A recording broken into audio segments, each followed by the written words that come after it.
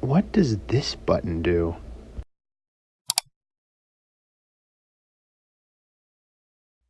Hello there. So I'm working on this project. It's kind of a freelance project for this company, and they've got the problem of training up multiple new employees that they hire. They basically are a warehouse company, and they need to be able to quickly sort items that come down a conveyor belt here. So I'm building this prototype game or test type thing to help train up new employees. So I'm going to try to do a weekly video of just updates to kind of keep track and also put out updates. So far I have it to where you've got these different bins for different sorts. Then I'm just spawning in a few items. You left click to pick it up, left click to drop, and then you can scroll your mouse wheel to bring the item closer to you or further away from you. And that's basically just so you can drop it into one of these bins that may be a little further away. But I've got a list of kind of items that are under each of these categories. So this is a home good, so it'll take it, it'll delete the item, and then it'll pop in another one. So Buzz Lightyear, that counts as a home good, like a toy. So again, you drop it in there. And then up in the top left, you'll see kind of confirmation that it's a home good. So the only two I've got set up right now for tests is electronics and home goods. So a phone is in electronics, but if you drop it into home goods in the top left, you'll see it's not a home good. We got the phone again, and electronics is an electronic. Again, it is somewhat randomized, but I don't have that many items in yet. Deletes it is an electronic. Here we go, chair again. Home good.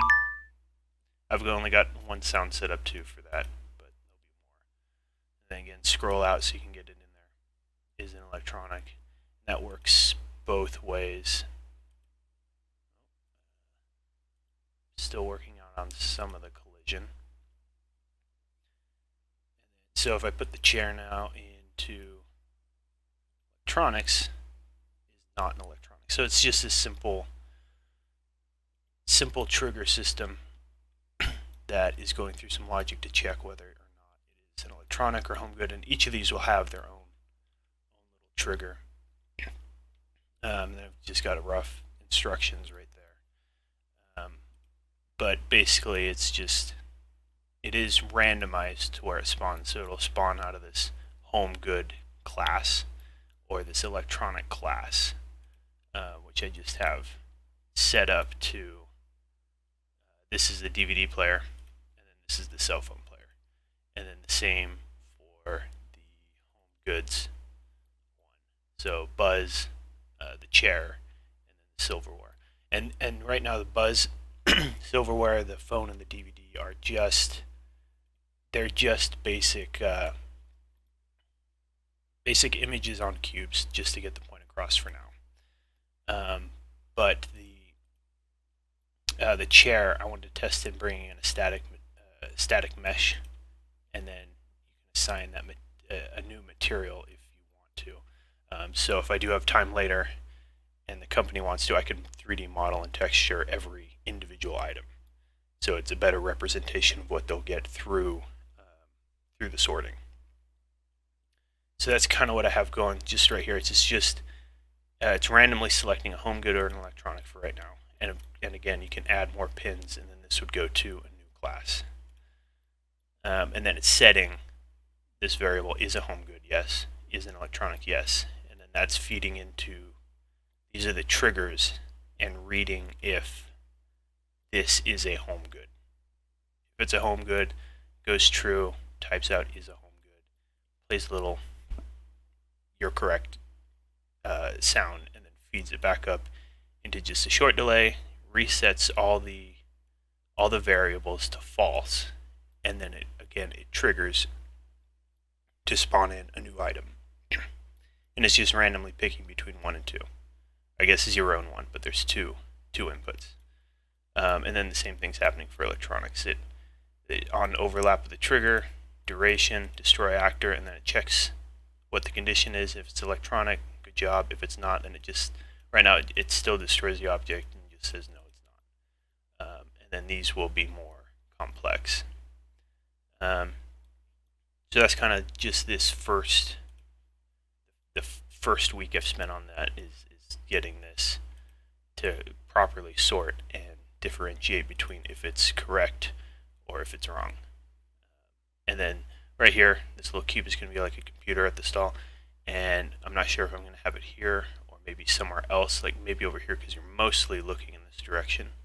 But that will say, yes, this item belongs here, or no, it belongs in this item because various reason. This next week, I plan on kind of redesigning this whole system, because this is going to be really clunky, really complex later on. So I'm planning on implementing, as you can see, an array system, and the arrays are just going to have the items in it. So silverware, Buzz Lightyear, and a chair, and then it's going to randomly get one of these values, one of these items in the array, spawn it. It's going to set that variable, and then it's going to return, but then it's also going to remove that item from the array. So you can only sort one item once each time you play. Then when you start the game or the test over again, it's going to reset the whole array.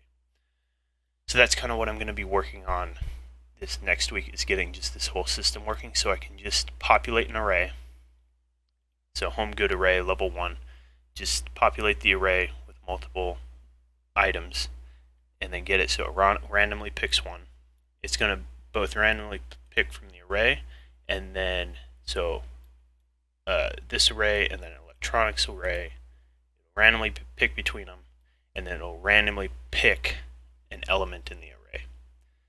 So that's my next week ahead of me to see if I can get that working, because if I can get that, then it will basically eliminate pretty much all of this right here.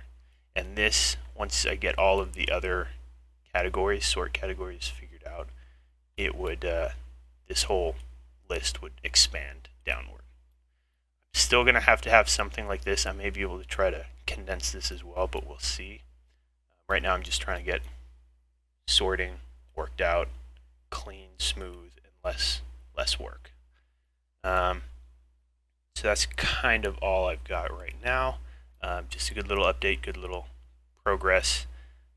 So yeah, catch me hopefully in about a week for the next update video.